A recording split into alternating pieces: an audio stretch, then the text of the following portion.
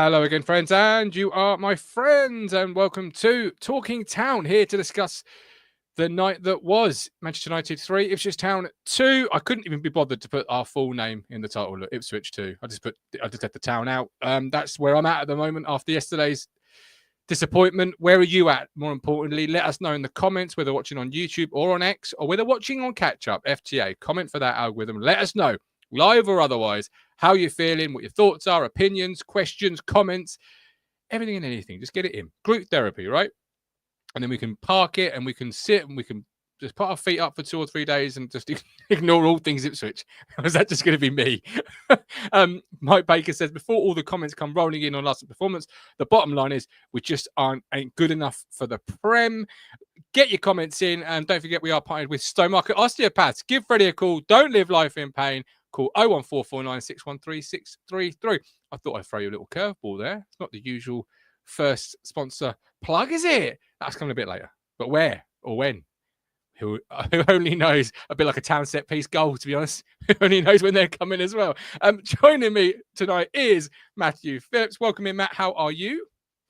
Good, thanks. It's interesting you just referred to us as Ipswich, no Ipswich Town, because I was chuckling at Tottenham put out. I've made a mistake already. Tottenham Hotspur put out this week branding guidelines. You're not allowed to just call them Tottenham. It's got to either be Tottenham Hotspur, Spurs, or as a shortened THFC. I've just been looking on a few apps here, like SofaScore and FootMob and all that thing. In the table, they just refer to as Tottenham still. Yeah, they will be. They will be. Yeah. Okay, that's a funny one. Why would a club? Just a brand marketing thing, I guess. They just don't want to be referred to as. There's only one Hotspur or something. Apparently, this is it's them. So you just can't call them Tottenham Hotspur. Okay, I'm breaking guidelines all over the shop here. We're learning. Every day's a school day. Harp says, had the hump this morning. It's pay rise bonus day. Well, Harp, you can always hit that super chat, my friend. Congratulations on the pay rise and the bonus day. Then I really had the massive fun. Last night there was lots of criticism. I'm not saying we were good, and half was awful. Hang on. Either I'm still really tired from the night before, Rich, or that doesn't make no sense. Finish that statement, Rich, and come back to me, because I'd like to know where you're at with it while we wait, and before we really get into the nitty gritty and what went right, what went wrong last night. I've got a feeling the what went right is a lot less than the what went wrongs. We'll start with some comments from Discord. Something we're opening up to all our Discord members, which you can come on yourself. Hit the join button on YouTube. You can cancel at any point. First one is from Kesgrave Blue, who says the lack of faith from some of our fans to see the bigger picture, running a football club is a marathon, not a sprint. And he says, I'll also wait for the hate. Do you feel that among some fans, that they're perhaps a little bit short-sighted and they're not seeing the bigger picture? Because I don't. I have to be honest. I disagree there with KB. Well, I mean, it comes back to what we keep saying time and time again after every single defeat, isn't it? We've got promoted like this. What was it? The rocket ship being built in mid-flight. Got promoted really quickly from League One to the Premier League. I mean, I had Man United friends of mine were texting me last night saying, you must be crap if we can beat you and all that kind of thing. I was like, we were 2 years ago, we was in League One. What's their bleeding excuse? It's been bleeding billions. But you do have to. I do feel like you do have to look at the bigger picture, and it's difficult, isn't it? Because you're frustrated by results against, last 5 or 6 years against sides that have been in European finals back to back, Spurs and Manchester United. So the starting point to where we are now has been rapid, but it's now bitten us on the backside, isn't it? It's caught us up because we're just losing time and time again against far superior sides with far superior wage bills and elite international players, and we don't have any of those things. Well, I'll start with that one. So it kind of leads into what Mike D put, which he says mentality. McKenna spins the yarn. These are Mike D's words. The players have never been to a stadium like Old Trafford before, etc., etc. Treating league games as if we are minnows in an FA Cup tie. It almost lets the players off the hook. If someone told me you're not as good as your opponent, I'm not sure how motivating that would be. What are your thoughts on Mike's comment? I think you will give the town squad a bit more credit than that. It's not a hodgepodge of part-timers in the FA Cup. I mean, we are talking people who have been elite professionals for their career, right? Albeit not at Premier League level. So I don't think, look, they're going to have nerves like anybody. But I think once you're in the cut and thrust of battle, they are Premier League players at the end of the day. There's not too much more to say about that. That comes with the territory, doesn't it? You're playing in front of 60,000 at Spurs. You're playing in front of 60,000 at Old Trafford, ditto Arsenal, Emirates, Etihad, etc. It comes with the territory. It comes with the territory. It did feel like a little bit last night that there was no confidence in the side, particularly when we're chasing the game. But it started well for us. Let's not get away from the fact it started well for us, albeit luck. But you need luck. We've been lamenting the fact we've not had a lot of luck this year, and we get it. We get gifted a goal. Jayden Philogene with his first league goal, his second goal in all competitions for Town. He can't start better than that, though, right? It was an unbelievable start. I mean, look, I was going to say exactly that. How many times this season we have people coming on? We're not lucky. We were lucky in the Championship, right? That's all we ever heard, wasn't it? Lucky Ipswich. Yeah, lucky Ipswich. But we get to the Premier League, we're not lucky. The referees don't like us. It's the referees' fault. We've dropped 60 points or whatever it is this season, all that kind of thing. Suddenly you get luck in abundance of all places in the rain at Old Trafford, because that Dorgu and Anana, what they were doing, God only knows. I mean, fair play to Jayden just for chasing the ball, because he's then gifted the opportunity. See, that was the opening goal. And then they obviously get something else we've lamented across the season since it started in August. No red card challenges. No. That came back, didn't it? I mean, bloody hell. Yeah. I mean, if you wanted a red card challenge, just have the video of that next to it in the dictionary. And I mean, well, apparently not. Well, it was given a red card, but apparently it needed a whole conference call to work out whether it was a red card or not. I noticed Neil on the show last night says, because he does get a touch to the ball, but he nearly breaks Amari's leg. I mean, Amari's lucky not to get a broken leg there. Yeah, I was amazed he didn't actually. I mean, apparently he left the ground on crutches. So it shows you had he's got away with bone bruising there, I think. But yes, we got everything we wanted. We were gifted 2 goals by Anana. If only he played like that at Portman Road rather than he did at Old Trafford last night, probably would have beaten them. We get the red card, and Ipswich can't capitalise on it. Yeah, but you say we probably would have beaten them. We should have beaten them. Well, we could have. We should have. The opportunity was there to win the game last night. Go back to your bugbear. You're not going to beat them with the marking and defensive frailties that we saw against Tottenham, and you saw from 3 set pieces last night. 1 free kick, 2 corners. Shambolic. Unbelievable. Shambolic, isn't it? So to get your noses in front, and how did before we sort of go on to the Manchester United first 2, and then obviously their third, how did you see Jayden's performance? Because he got 2 goals. Second one, obviously, again, is perhaps a little bit of luck, but again, you can't have your own luck made for you unless you put a ball in the box like the way he did. But how did you see his performance? Because it's from the outside looking in, it's seemingly split social media.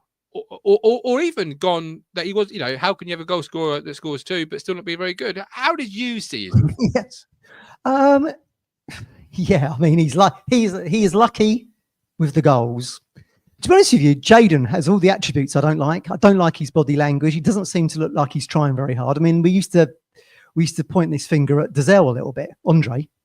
I mean, I suppose Jason Dazelle used to get it to some degree, very body language, sort of more of a sort of chilled out, cultured player. And I suppose Jayden's ticking that box a little bit. But in the cut and thrust of a relegation battle, and you've taken the lead at Old Trafford, you got it back to 2-2, they're down to 10 men. I mean, what he's doing on the Maguire header for the 3rd goal. I mean, half-hearted. It's not Jayden's fault. It's not Jayden's fault. Well, all 10 blue shirts are back in the box with Palmer. So all 11 Ipswich Town players are in that box. And Maguire, in theory, has a free header. But yeah, I mean, I like Jayden as a player and as an attacking player. Like you say, he'll shoot from distance. That's why he got the 2nd goal. He chased that ball down. But there's a lot of stuff I don't like. I don't like his body language particularly. He just gives off the air of disinterest to me. Now, whether that's being a little bit harsh. So, someone said that about Brett Pittman when he signed from Bournemouth. Okay. They said that to me. You'll think he's a bit lazy. He doesn't like his chasing. He looks like he's just wandering around the centre circle. He did all of those things, but he did deliver for us as well. He scored lots of good goals for us. But whether or not Jayden is gonna do that for Town, I don't know. Again, someone who was surplus to requirements at Villa, picked up by us. Maybe just needs another season in the Championship, which if he stays with us, he's going to get next season. To come back again, and he's only a young player as well. But yeah, I just think players like Andre Dazelle, just as an example that everyone will know, and Jayden, when you've got that kind of like more chilled out persona, you're not kind of busting a gut down the wing like a Leif Davis, for example. I think fans like myself get frustrated with that. You see, I'm not overly bothered about his body language. In the same way we had the same conversation last year about Luke Wolfenden when you mentioned him up against the dressing room wall or tunnel wall at West Brom. Wasn't it? West Brom. He was waiting for a bus. And I wasn't bothered then, and I'm not bothered now. And I actually looked at his performance last night, Jayden Philogene, and I actually thought it was pretty good in the sense of he got 2 goals. You've signed a player to give you moments. Now, not every moment is going to be a world-class moment in the sense of cutting like Amari did against Manchester United the first time. But he still had to be in the right place, right time for the first goal. So he's chased that in. He showed good, good ability to chase in there. And the second goal, he's cut inside and he's put a great ball in the box. If that doesn't go in, Delap's right there to put it in. It's a really good ball. They're 2 very good moments, 2 moments that you pay the money for. But it also goes back to the first comment from KB from our Discord in the sense of, wider picture. You equally through a 90 minutes with Jayden Philogene and as I said on last night on the United Stand show, every fan wants a player's development to be straight up, bang, you get him here and boom. But it's never like that. It's always like that. And you saw that through the 90 minutes with Jayden, that on job learning, that time on task where it was it comes in waves. The quality comes in waves, but then you're sort of pulling your hair out at different points going, good Lord, what are we doing? Good Lord, what is that? Yeah. And again, another player that will be very good in years to come. But he showed flashes for me yesterday, and in no way was the worst player in the town shirt, and in no way was any fault really for us. Well, and Sofa score, he's got 8.7 here on Sofa score, probably for the 2 goals, I thought. But look, let's be realistic about it. A decent defence on another day would have defended those. It's a back pass to the keeper, and what Anona was doing on that second one. Well, this is it, yeah. And I'm not sure what I said in terms of his performance, but it was average to good, is what I'd say. It wasn't overly spectacular, but it wasn't like, oh my God. Losing isn't down to Jayden Philogene. The fact that he took a chance on both of those was the reason we scored 2 goals in the first place. Well, the second is just a piece of quality, but moving it on, I mean, and it gets us back in the game at 2-2. It really does get us back in the game. You go in at halftime 2-2, full of confidence a little bit as a town fan. They're down to 10 men. It's not the greatest United side that we've probably seen in our lifetime. All these different things, and we have to talk about set pieces. I've been saying it for weeks, been saying it for months. Can we talk about set pieces? And here we are once again talking about set pieces, but again, not in a positive way. What are we doing, Matthew Phillips, for these 3 set pieces? What on earth is the game plan? Talk to me. I think apparently the stat was that we'd only conceded 3 goals from set pieces all season up until and we've scored how many? Exactly. Because that's where my bugbear. That's where my bugbear has been all season. The fact that we're not threatening from any type of set piece. Like we haven't scored a goal like the opener for the United to get it back to 1-1. We haven't scored a goal like that all season. That was a fantastic ball into the box. But what do you expect from Bruno Fernandes? Which is why it was such a stupid, clumsy tackle from Cahuste to begin with, because you've now gifted Fernandes a chance to put the ball into the box. It was fantastic. And there's no blame on Morsey there particularly. Other than he's running towards the goal, hits him on the head and goes in. I mean, Oscar Hoyland would have wanted to have taken that goal, wouldn't he? Or Xerxes next to him. Either one of those two would love to have claimed that. I think they said, didn't they? Hoyland had 8 touches in the game previous to the Everton game, I think it was, previous to us. So, there was criticism. He gets hauled, didn't he, in the second half. So I bet he'd have loved that goal. But there's no criticism on Morsey on that particularly. But to give away a free kick in that position against United when you were 1 up, it was just clumsy from Cahuste. I mean, some people thought it was a soft free kick, but you've given the referee an opportunity to make a decision there, haven't you? No, you should never give a referee a decision. It was perhaps maybe a soft one, but it was given, and the quality of the ball. That's out of all of them, that was the one that was the one that was the other 2 are soft. That was the one you have to say probably fair play. I mean, we don't have a player like that, do we? I mean, we'll maybe come to this in a minute, but we don't really have a player like that who has got the, we said the other day, didn't we? Like we've not seen a broadhead style free kick in a town shirt since Broadhead's free kick against Sheffield Wednesday at Bournemouth Road, going back to the League One days. You know what I mean? So we just don't have the game changer be it a set piece or in open play. Find one. Like, I know it's very easy for me to sit here and say find one, but like Jack Clark was playing yesterday. Great ball for the winner at Wolves. Did he take a single set piece yesterday? Yeah, good point. Yeah, like good point. He takes one of the most important moments of the season, delivers a peach, absolute peach of a cross, the best corner we've had all year. Let's be brutally honest about it. He's playing the large majority of yesterday's game. He's not even there for a set piece in the sense of he's not even above the corner flag. I don't think. Why? Like little details. Yeah, no, it's a really good point. So you got Fernandes over the set pieces for United, and then the team that we're battling, Wolves, Cunha, my favourite player. I mean, everything just goes through him, which is probably why last night was crying out with 10 men in the second half, was probably crying out for Enciso, really. I mean, it's just bloody typical, isn't it, that he's not available for that game because you had all this passing around the box, stat padding. If you've been with us since day dot on Talking Town, the Paul Lambert stat padding, and it was just going on. We'll come to that in a minute, just the back and forth. But at least Enciso is someone who tries to make something happen from midfield to the edge of the box and have a shot. We were trying to walk the ball in the second half, weren't we? That was a bleeding issue. I want to agree with you, but I can't because I've not seen enough of Enciso to say without a shadow of a doubt, do you know what? We played Enciso yesterday. It's a different kettle of fish. From what I saw, the glimpses of him, yeah, absolutely. I can sort of buy what you're trying to sell me there, but I can't say hand on heart full-heartedly that, you know, I agree with you. But he'll take a risk in Enciso. He'll shoot from 25, 30 yards. What did we see in the second half last night? Passing back and forth, back and forth. I think we do something like 300 passes or something stupid in the second half. And we've said on this show numerous times, the more passes Ipswich take, less likely they're going to score. Yeah. We've seen it against Brighton, we've seen it against Palace, we've seen it in numerous games this season. The more they pass the ball around, the more clueless they are. And they haven't got the key to do the lock and to get ourselves back in the game. We're putting Enciso, I just think he's like a Cunha. Give the ball to me, I'll try and make something happen. And we just didn't have that. And then the vibe I got from Ipswich last night was where they were passing it around, whether or not that was a player decision or that was coming from McKenna, to slow the game down, to have zero tempo in a game where you're now 3-2 down against 10 men and allowing them just to put red shirts behind the ball. God only knows. But there's just no one prepared to take a risk, or they don't have the creative nous to take on a player and create a chance. It's almost like hot potato. I don't blame him on it. I'll stick it back over to Leif Davis. Then it'll go into Cahuste, then to Morsey, then out to the right, who's ever on the right-hand side.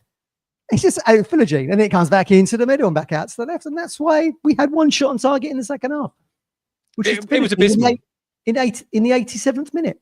And he had one little scuff shot, didn't he, from Taylor? It was always going wide. Well, yeah, shot and he cut across it, and it was, it was always going to go away from the far post. It was just abysmal. Let's be honest, because and you know what it really reminded me of yesterday? It reminded me of, I don't know if you remember it. It was a 1-0 home defeat to Cambridge, and we dented our top. I watched that in Tenerife. Yeah, I didn't remember where Cambridge played a low block after they got their goal, and we spent all night at Portman Road huffing and puffing. And we couldn't play couldn't play through it.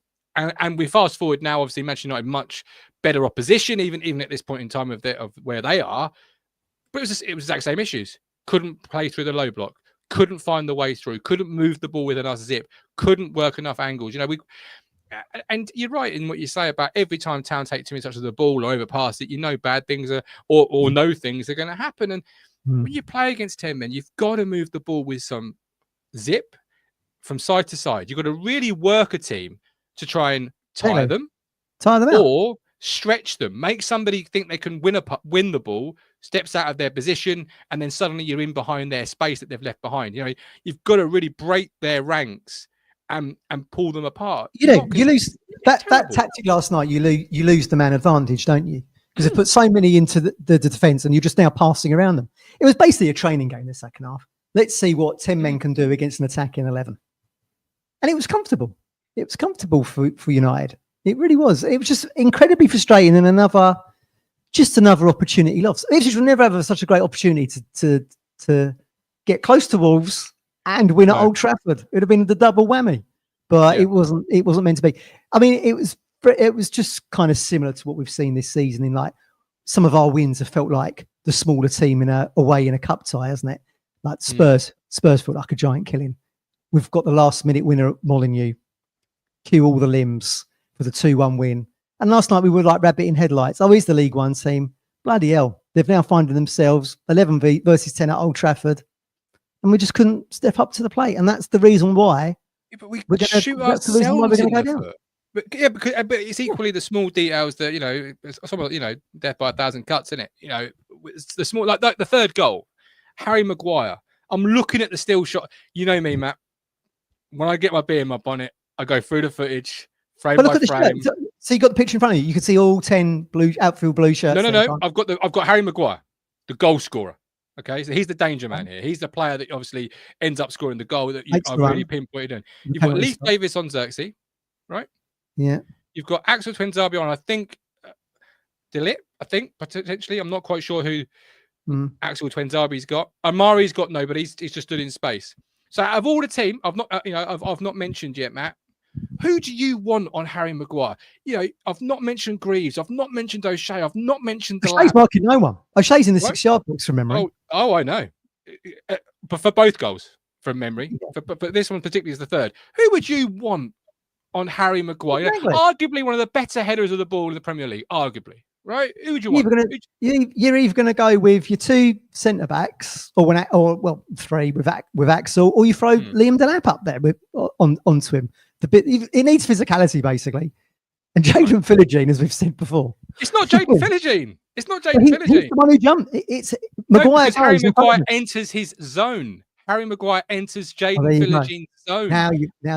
The man I've got directly in front of me, right? By the way, he's given Harry Maguire a good 6-7 yard head start in the sense of he stood off Maguire 6 to 7 yards. So he's allowed Maguire a run on him, which can only end one way. You never let a player have a run on you because they're running onto you while you're still on your back heels. What Maguire's done part and parcel for England for God knows how long, isn't he? So the player I've got directly in front of me, just before this ball is kicked, is Jens Kajust. Yeah. Jens Kajust. You've said Delap. I've got Greaves in the chat, right? You've got all these different names. Burgess says Harps, obviously not playing, but again, you'd put him up there when he was on the pitch. Jens Kajust. Jens. Where was that dreamed up as an answer for Harry Maguire? I love Jens Kajust, but when you describe Jens Kajust, you wouldn't say powerhouse in the air, would you? No. Well, then Philogene's right in front of Jens, isn't he? Because Maguire makes the run across the both of them. So what you've got there is your men. So your man v man protectors, if you like, and then behind them you've got your zones. So O'Shea, Jaden Philogene, and that's when the ball enters your zone, you attack it. But Jens Kajust versus Harry Maguire. Yeah. Really? Really? That's the. I still think Philogene's got to do better, though, Martin. It's such a half-hearted jump, but I mean, it's not all on him. It's not all on him, but get something on the ball, right? Let's make it hard for these players. Let's make it hard for Man United. Let's make it hard for Harry Maguire to get across Jaden Philogene, right?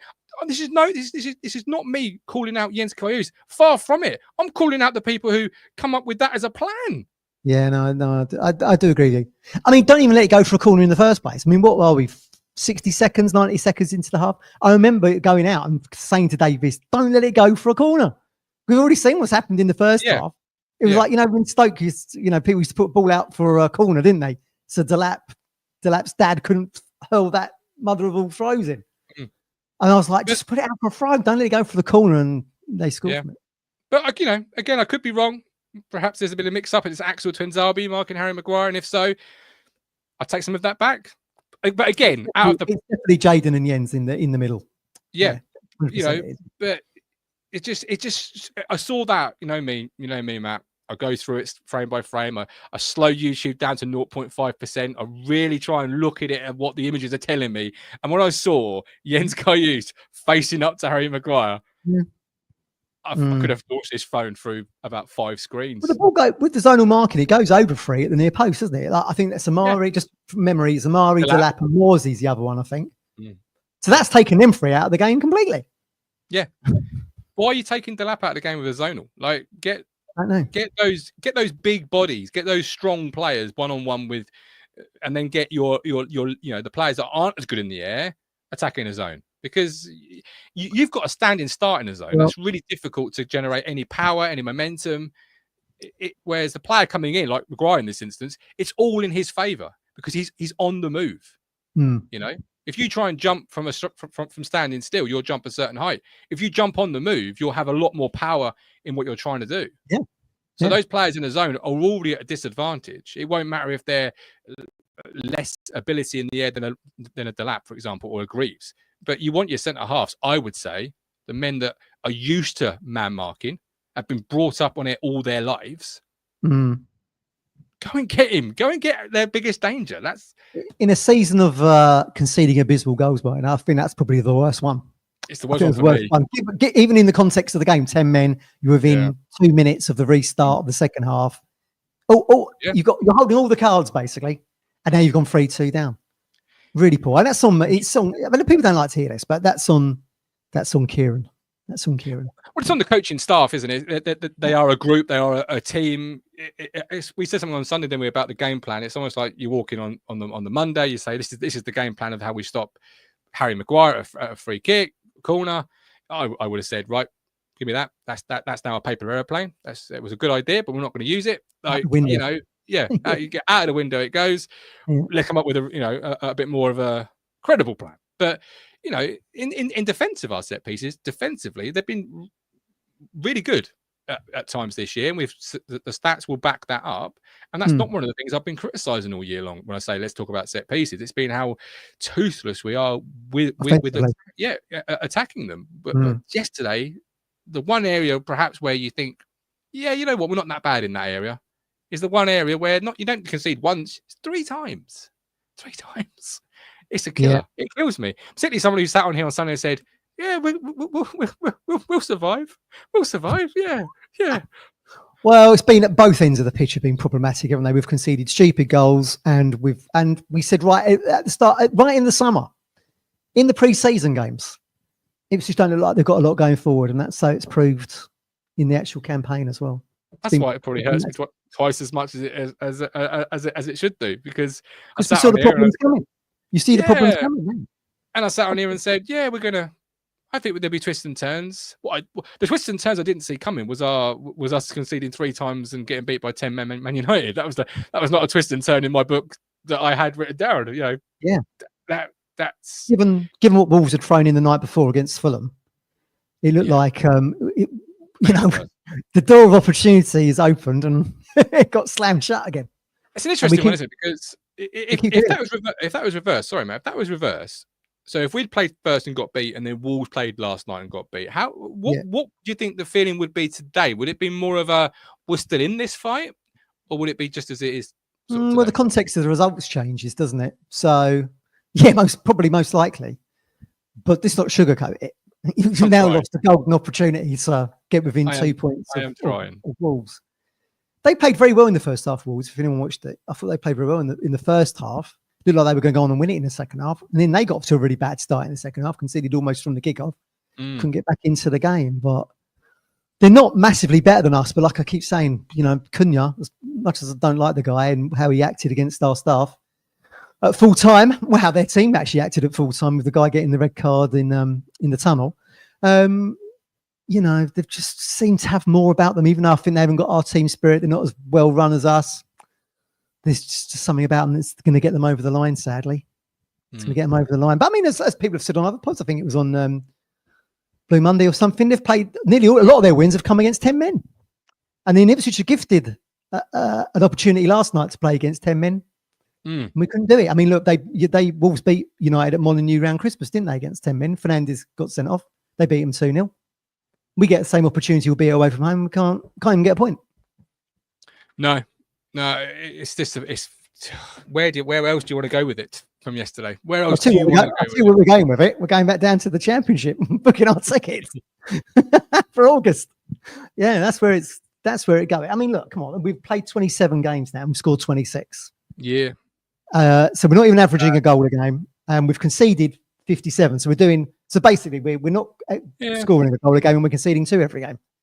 I mean, anyone who's going to come on here and tell me we're going to stay up, come on, be realistic.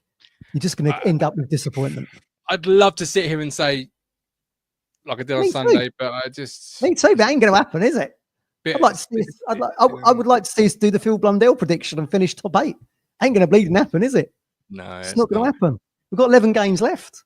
I mean, even if we average 2 points per game, that'd take us to 39. It's just not going to happen, is it? Just not going to. I mean, I think back to when we played Everton, and someone said, "Can Ipswich back in October?" Someone said to us outside the ground, "Can Ipswich get to 40 points?" And I was like, "We ain't going to get nowhere near 40 points. Bloody hell, we're not even 50% of that yet." No. It is what it is, isn't it? And I keep hearing about the Luton stat. That's always, it's always nice, isn't it? I mean, I've had people say to me, we could do a Luton next season. I don't think we're going to be finishing bottom of the Championship. Oh, no, we ain't going to be finishing. We're in a great position. Let's not be too doom and gloom. We are in a great position going back down here, everybody. I remember us going down from the Premier League first time round. ITV Digital collapses. We've spent all their dough. We're now in administration. So we're in a great position to go back down. I was thinking, we want Leeds to get promoted. That takes them out of the equation for next season. And in actual fact, we want Sheffield United to go up and we want Burnley to go up, because that then takes the parachute payment clubs out of the equation. You've got Birmingham probably coming up as champions of League One with a shitload of money, American money, similar position to us. So that they will be contending next season. But I think we'll be in a great position to be contending for the title. Leicester probably going to get points. Leicester probably going to get points docked. But let's not give up hope, because as I said to you the other day, Kieran Maguire on the BBC Sounds seems to think that Man City will get docked 60 points minimum. Yeah, but we've got to pick up some more points. I don't know how towns work. They'll get docked the exact right amount of points if it's 1 point above town. And don't forget, this is not the Premier League making this decision. This is an independent commission. The Premier League have brought the case against Manchester City. So it'll be an independent commission that would take them to minus 13. So in that scenario, you've only got to finish ahead of Leicester. You've got to finish in 18th, right? Yeah. Yeah, and they're playing tonight. I don't know what the score is at the moment, but they are playing this evening. And you're right. I don't see us doing a Luton next year if we do go down. We've got a far too good of a manager if he is the manager again next year. I'll tell you the most likely scenario, Martin, is Man City will get docked 60 points and go down, and we'll go down with them. yeah.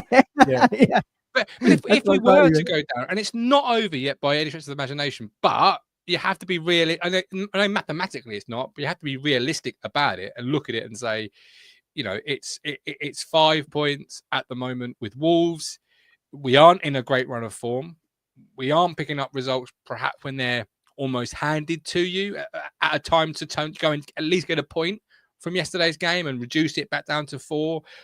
You could argue it was there to be 1, but to not walk away with a point.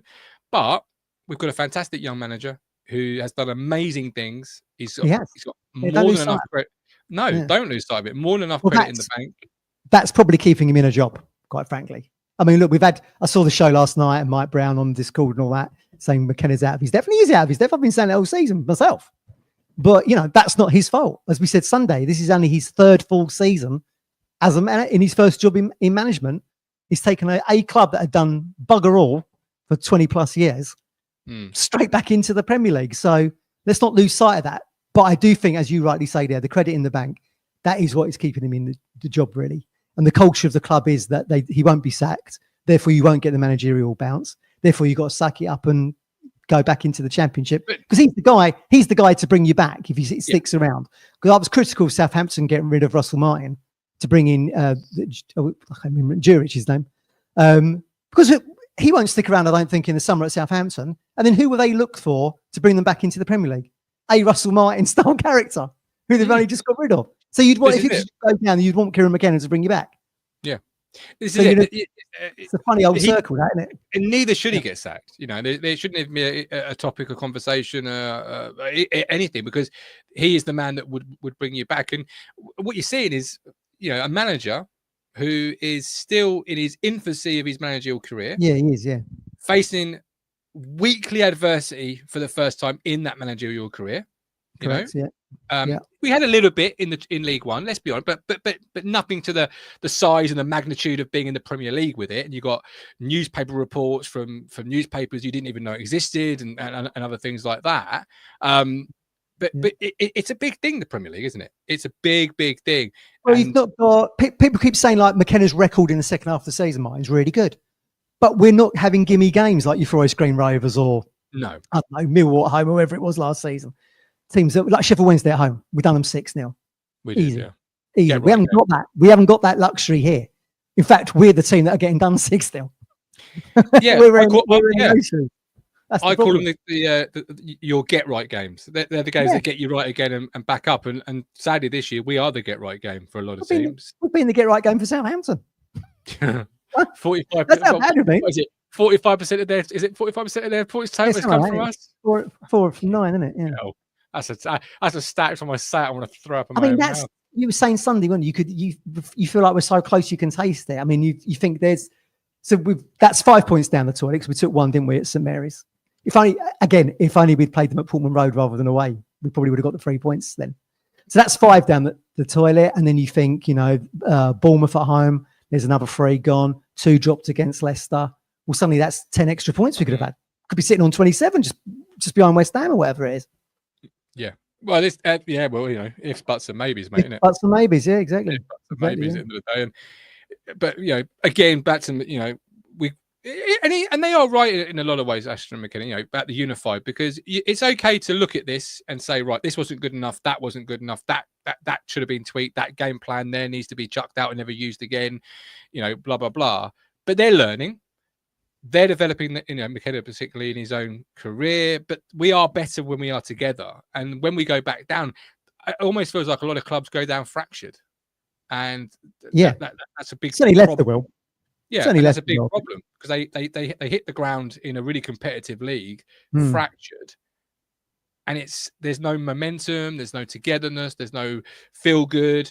So they're right in what they say in that really well done interview a couple of weeks ago. Southampton in that space as well. Yeah.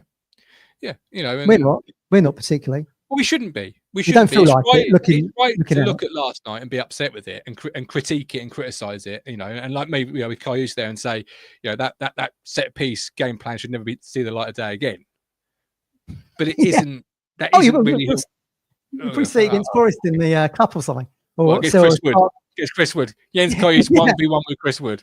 Right. Yeah. I look forward to that. That's going to be. It's showing a good space there as long as Kieran's sticking around. If he suddenly goes right at the start of the summer, we'll be up shit street a little bit because, as we said on Sunday, the process to get in the correct person takes a long time, and then that person will want their own players in, and then suddenly the window's closing. Up shit creek. I'm not sure if that's right. It would be a huge blow, huge blow, and it would dent my confidence. Like I've got supreme confidence in how we will react going down. Because of who our manager is, and you're going down as a former Premier League club rather than going up as a League One team.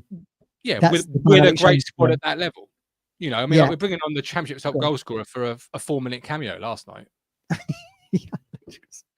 Again, I've said this before. What's McKenna expecting? A miracle? It's just ludicrous. I mean, we should have gone. Well, that's another good question. Why do we continue playing the one up front for the second half when they've put so many red shirts in defence? You might as well have gone Smodics and Delap, Hurst, whatever it might have been. Or go the 3 strikers to try and get yourself back. As you rightly said, you're 3-2 down. Well, you might as well lose 4-2, 5-2. Don't matter. Goal difference is minus 30 something anyway. Yeah, your goal difference is so poor it doesn't matter. You're walking out with 0 points. Yeah. The moment Alma changed the system for them and brought that 5, whatever it was out. Too comfortable. It was far too comfortable. And this is a team that ain't even scoring a goal a game in the Premier League. So you just had to, they didn't roll the dice. I'm going to bring out my conservative gag. You like so much, mate. McKenna was more conservative than John Major's underpants. That's just what it was. It was so frustrating. It's nice guy, John Major, by the way. Nice guy. But yeah, you're right. Really was conservative. To play for a large portion of that second half with the back 4. I know Leafs are really attacking left back, but still, you didn't need that many players in a defensive line. Back 2, do you know what I mean? Might as well play the back 2. Really? I'd have been all for leaving Leaf on, bringing Axel off, bringing on Ben Johnson or even a Smodic, Broadhead earlier, whatever. Because once they really went into their defensive shape, their one game plan was win it, launch a counter attack up to Hoyland for large portions, and play off him. Well, you don't need necessarily three players to deal with that. But I said to you, didn't I? Your goal difference is in the toilet.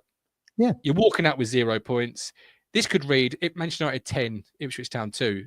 It doesn't sound great, but in the context, it might make a blind bit of difference. At least you've gone for it. At least you actually went, let's go for it. Like you said earlier, they didn't stretch them enough. They didn't make Man United work hard enough. It was comfortable, like a training game. I mean, look, what they should have done when Fernandes does that sliding tackle, doesn't he? And then he chases the ball after. And then he's so knackered, he has to go down on his haunches, doesn't he, in the centre circle. You could see him blowing. We should have been trying to do that to a large portion of that squad with the man over that we had. But we just haven't, it's not in our arsenal. It just ain't now, which is why we're on 17 points. With 26 goals from 27 games, whatever it is. And Kieran was clearly trying to channel a friend of his, Ole Gunnar Solskjaer, in Sammy Smodics yesterday, right? Because he brought Smodics on in the 91st minute, and he was trying to channel the old Ole Gunnar Solskjaer Man United magic of a last-minute substitute goal, wasn't it?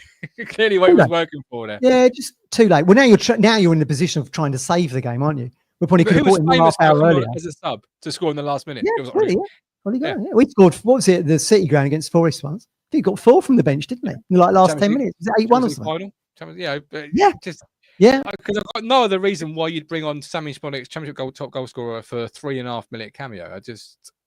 Well, then is he fully fit? Then it comes back down to your other argument. Don't be on the bench then if you can't put the time in. I don't know. It was baffling. Another missed opportunity in a season of missed opportunities where we've shot ourselves in the foot, as you said at the top of the show. Be it against 10 men, be it against Leicester, be it against Bournemouth. I mean, the list is endless. Endless. Yeah, absolutely endless. Although we did see 2 for a bit, didn't we? Yeah, exactly. Yeah, we did. That's just desperation stakes, though. That's the equivalent of sticking Cameron Burgess up top against Lincoln when you won down at Portman Road. Do you know, I was just about to say, we saw a 2 and one of them wasn't Cameron Burgess. It's progress. I've no doubt if Cameron Burgess had been on the bench, he'd have gone up there as a striker, most probably. He probably would have scored as well, and Mike Brown would have been cheering. That would have been a great moment, wouldn't it? That would have been a great moment. But he's learning an awful lot, is Kieran, this year. And he's learning a lot. Are we going to be the beneficiaries of this next season? Or some other club going to be? I don't know. Yeah, I can't. I don't know. I don't want to say yes or no either way, because it's just the culture of the club right now. The culture of the club right now is as we've seen ever since Game Changer came in. This is the only one grievance I've got with the Ashton Game Changer culture, is that if you do question the process, you're seen as this kind of pariah. Do you know what I mean? Oh my God, he's going against the party line, and you cancelled, whatever it might be. People will, have a go at people, but you are quite within your right to do that. And the culture of the club is not to get rid of Kieran McKenna. But it's no good to Ipswich Town. I said on Sunday, I'm not in the Kieran McKenna business, I'm in the Ipswich Town business. It's no good to Ipswich foregoing a managerial bounce, which may happen, which may not happen, in order to try and cut down the gap to Wolves if he buggers off on June the 1st. Yeah. Do you mean it's all for nothing? That's for future us to worry about. Yeah, you keep saying that. Yeah. The present us can, dust ourselves down and look forward to the FA Cup tie. That distraction. Yeah. That could be nice. Another opportunity to perhaps get a win, feel some confidence come back into us, get some momentum ahead of the league coming back up. Because mathematically, it's not over. And until it's over, it's the hope that will get you. It's the hope that will kill you. And that's a part of the journey as a football fan. That is the roller coaster we all sign ourselves up for every single year, that we're going to go on it. And look, I'm going to be there with them every step of the way. If my voice can get them over the line, then it will. We'll be there by now. Could this be the season we actually get? In the season we go down, we actually get to Wembley in a semi-finals, right? Can you imagine? And if they're in this net piece advice, I'm always on the line. I'm always on the. I'm always on the mobile. And they play. It'd be very interesting to see what team they put out. They did play very well for that first half against Forest in the league game there at the City Ground before Christmas. Yeah. We only lost by a penalty, didn't we? Let's not forget that. So let's see if we can run them close again. But certainly going into Palace at Selhurst Park, don't hold your breath on that one. They done Villa 4-1 last night. Yeah, but they've not. They didn't do us 4-1. It was a close game back at Portman Road. It was a slip by Greaves, and Mateta put. Yeah, it was. Yeah, a goal up, and away they went. They never looked back. Sadly, we never saw them again. Clinical, weren't they? It's just something we couldn't get last night. And again, we saw against Palace the constant passing around a defensive backline that just can't break down. Yeah. They were right there with us. They never looked back, and we never saw them again at that point. Yeah, that was a winnable game. Do you remember? Everyone was like, "Oh, this has 3 points now." Done that. Didn't have a shot, did we? No, we were terrible. Oh, we hit the post. Didn't we? Greaves hit the post. I seem to recall. You're right. Hit the post. That was it, though, right? That was it. Quite a night other than that. It's bad when hitting the post starts sticking out of your mind as a highlight, isn't it? Your highlight was that terrible KFC you had or something. You had terrible indigestion for the whole evening. Oh, yes. It was just before Christmas. I had the KFC Christmas burger. Oh, yeah, that was it. Oh, past the Gaviscon. Jeez. Gee, it was not good. Off the menu now. It was off. It's off my menu permanently. Yeah, forever. Yeah. It's off their menu or not. I've been back since. One down, you got heartburn. I don't need any help not sleeping as it is. Add to my concerns and my worries. Don't forget, we are partnered with the East Anglian Air Ambulance. If you want to help save lives and have the chance to win £1,000 every week, play the East Anglian Air Ambulance Lottery. By playing for just £1 each week, you're helping to get their yellow helicopters flying. The East Anglian Air Ambulance Lottery creates 18 winners every week with prizes ranging from £50 to £1,000. Over 18s only. T's and C's apply. But please, whatever you do, gamble responsibly. Right. Anything else before we go? No. I'm sorry if it's all doom and gloom, everybody. It's difficult, isn't it? But I mean, look, it's been such a ride, hasn't it? The rocket ship has been such a ride. Avoid KFC is not good for you. Hamish clearly has never met me. If he thinks anything not being good for me is going to stop me from enjoying it. Like, let me tell you, Martin's going to get to the end of a bargain bucket and just stick that bucket over his head to keep it going. Bring the smell in. Is a meal made for one. Yeah, there you go. You go. Yeah, but back to what we were saying. I mean, I'm sorry if it sounds doom and gloom, everyone, but I would just be easier for people just to focus up to the reality, really. And we have given it our best shot, but it's just, we're just trying to swim in the deep end without our armbands, and we just ain't there yet. We just ain't yet there yet, unfortunately. No, well, sadly. But when we come back to this level, we will be. We ain't left it yet. We ain't left it yet. Come on, we're going down, fighting to the end. Well, that's probably it's just as well. I was just as annoyed last night as I am now about the result, because if we are going to go down, can we leave a few haymakers on someone? Like, can we go down swinging? Like, that's what we did. That's what we like you said to me, didn't you? Like, this is like in the last round of a fight, the boxing, and we haven't really landed anything. It felt like we left it out there, if you see what I mean. Could have done better, and that's always very, very frustrating. I mean, I don't think I could be more pissed off than I was last night, other than having to drive from Old Trafford back to Essex. Would have annoyed me even further. So again, a big shout out to all the fans that you were loud and proud on TNT. I mean, that's been the one thing watching it on the away games on TV. You can always hear the town fans, which shows you, well, what did Roy Keane call them? The prawn sandwich brigade, didn't he? Old Trafford. To be fair to them, they got behind their side, I thought. If you're growing up as a Man United fan, it must be very difficult to see them down in 15th, 16th or whatever it is. But they did support their side. But again, 10 out of 10 for the town fans, as they've been all season. All season, 10 out of 10. I thought our fans, as always, were phenomenal last night. They were really good. They're always really good. That's a big thing. Other than when they're leaving at 70th minute mark when we're 6 down to Man City. I mean, there's a little asterisk there. But away from home, superb. Fair enough. All right. Triple O says, as long as we go down and finish on 28 points, that would be my only consolation. We can't feel the narrative leaning towards the worst ever point total for the bottom 3. Yeah, just if we're going to go down, listen, just start swinging. You're not. It's that boxing analogy I said to you last night. You're not going to win on points.